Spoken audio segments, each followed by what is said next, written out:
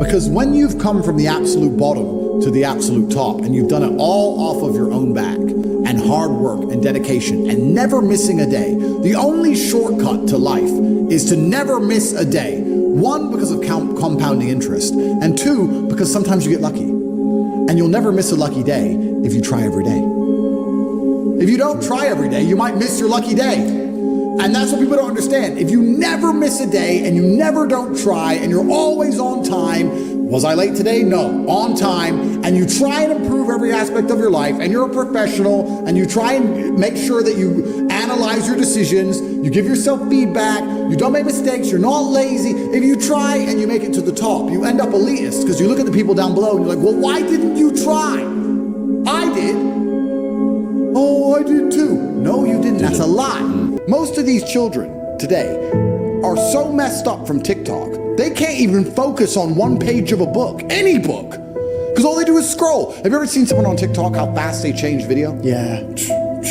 Their minds are gone. You can't even sit them down and teach them anything. That's a mental trick. You have to rewire your brain. And the reason your brain needs to be rewired is because anyone who is watching this stream below the age of 30, your brain is already broken. Watch your friends when they're on TikTok. How long can they even focus on a video before they have to change? Half a second, maybe. All of your minds are broken. You can't even focus on anything anymore. Right. You are constantly distracted to the point where you can't even appreciate the good things in your life. You're distracted. Your minds are broken. You need to rewire your mind and resist the slave programming. If you cannot control your own mind, then you go through life with zero control, zero influence. You can't control anything. You're just a feather in the wind, waiting for life to blow you from happy place to sad place to happy place to sad place, completely hoping on the gods to be fortunate to you, because if any genuine discomfort comes your way, you're fucked. Truthfully, a man, I believe, is being able to do the things that are hard or do things you don't want to do because you're supposed to do them. I think that's what a man's always been. A man is supposed to be strong. He needs to be strong, so he has to become strong. That's his job. A man is supposed to be brave. It's not that you can't feel fear, it's that you have to be brave. Oh, an attacker's here. I'm afraid, but I'm a man, so I will go and engage the attacker. It is my job. I say that life as a man is exceptionally difficult. I say the most beautiful and the most terrifying thing about being a man is you're born without value. Society doesn't care about you. You're only going to be cared about based on how useful you are. You have the chance to build yourself up and become a superhero if you're prepared to do the hard work and be indefatigable enough to never quit. But if you're going to stand around and wait for a handout, nobody's going to ever respect you. And I think that a lot of people have forgotten about how difficult and how competitive it is as a man. We're always in constant competition with each other. And it's your duty as a man to stand up and say, I want to be as important and strong and good-hearted and God-fearing as possible. And I need to work hard to achieve those things. I can't stop myself working as a person who doesn't need money. And then there's people with no money who don't work. It blows my mind. Which is why the winners are winners and the losers are losers. Losers do a little bit of work and rest. Winners work as hard as possible and worry they're not working hard enough. It's just a separation of personality types. And it's almost like you can't save these people. I have something I sent in my email recently. I said, you could give the average man a brand new Ferrari and a road map and a coffee and a full tank of gas and tell him the destination, success. And halfway along the drive, he'll quit because it's too far. No matter how well you set it up for people, they'll quit. You may have accepted the matrix telling you that you now have an excuse to fail, as opposed to using it to grow. But every single man of value went through trauma, and they went through pain.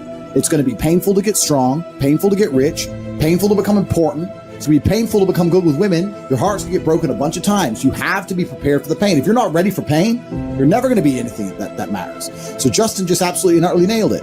My kickboxing coach used to say to me, I used to come in the gym, say, what do you hate the most? And I say, I hate running. I say, okay, you're going running. I say, why? He goes, because whatever you hate is what you need. Whatever you hate is what you need. I wanted to spar, bag work, pads, no problem. Running, I didn't want to run, but that's what you need. And that's what life's about. You're not going to be able to go through life avoiding pain and also becoming a man of quality. You're going to have to be that guy who's been through so much shit that he can wake up and go, this ain't nothing. This ain't nothing compared to back then. This ain't nothing compared to that time. You know, and if you're not going to be that guy, then you're going to always suffer the consequences of not being that guy. There's pain to become important, and there's pain in not being important. So you have to make a choice. So I think Justin absolutely utterly nailed it. I think his answer is even better than mine could be. You need to find something you're afraid of, find something that could hurt you, and go do it. And that's one of the great things about being young, right? You're basically superhuman. Yeah. All of us are our age. We're all in our 30s. I remember when I was 21, like I had Wolverine-like healing abilities. And this is actually one of the problems with the world today. I noticed the internet's fucked this up because we have all these youngsters who have a voice. They all think they know something on Twitter and on the internet, these kids, right? When I was 23, 22, I didn't know shit. I'm 35 now. I'm one of the smartest men on the planet. And when I was 23, I didn't know shit. When you're 35, you're definitely going to still be a dumbass. So when you're 23 like you are now, you don't know anything. Your only attribute is the fact you have Wolverine-like healing abilities and you're not using it. Stop talking, start listening, get out there, get hurt, get the fuck back up. You should have no interest in what people think about you. That makes you insecure. And that is the largest psyop in history. To wake up and say, I'm not going to be successful. I'm not going to be strong. I'm not going to be interesting. I'm not going to go out there and test myself. And I'm not going to put honor on my last name because I would hate for people to think I'm insecure. I'm secure. So it doesn't matter if you think I'm a loser. And it doesn't matter if I am a loser. So I'm just going to sit at home and I'm secure.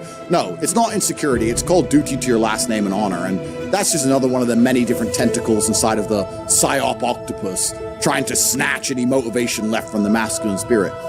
If I was a man who was unsuccessful and I hadn't met my physical capability or my financial capability or my mental capability or my spiritual capability, I would be insecure. I would sit and say, this is a failed version of who Andrew Tate could be.